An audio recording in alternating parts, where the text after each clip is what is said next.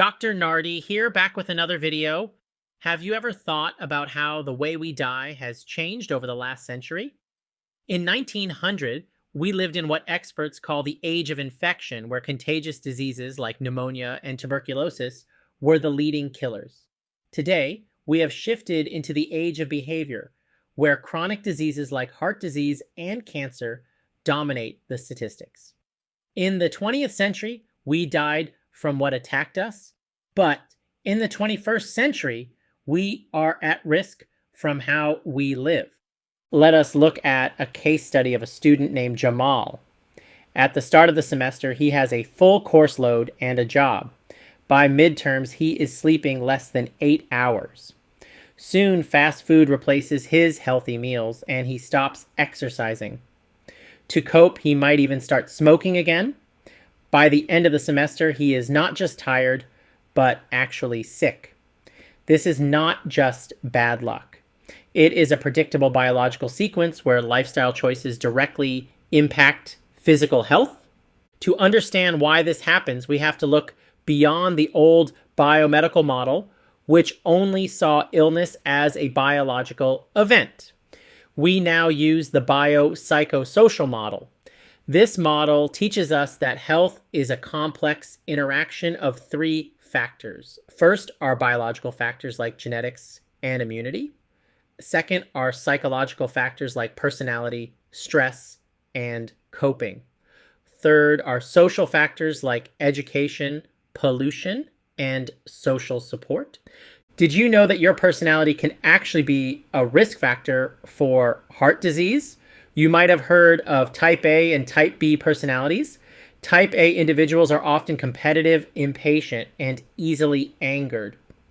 Type B people are more relaxed and easygoing. For years, people thought being ambitious was the danger, but research now shows that the truly toxic ingredient is hostility. High anger individuals experience nearly 3 times as many coronary events as those with low anger.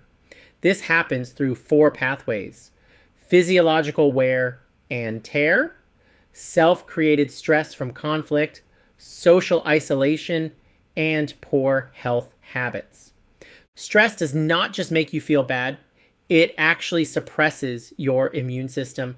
A famous study on medical students found that the stress of finals week significantly reduced their natural killer cell activity. This literally opens the door for bacteria and viruses to take hold. There is a lot of nuance when it comes to cancer and psychology. Research shows that personality traits like neuroticism are generally unrelated to the onset or cause of cancer.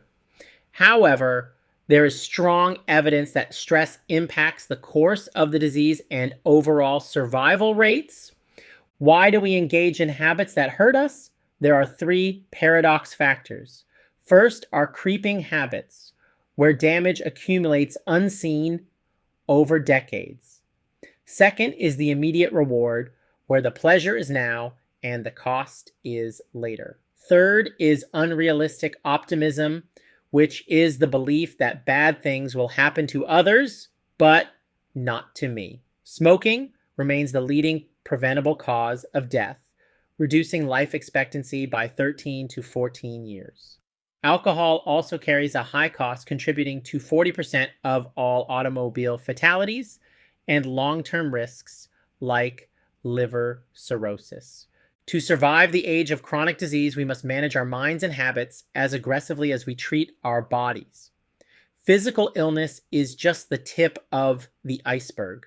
Beneath the surface are our choices, our personality, our environment, and our stress. Health psychology promotes wellness by treating the whole person rather than just the germ. Thank you all for watching, and I will see you all in the next video.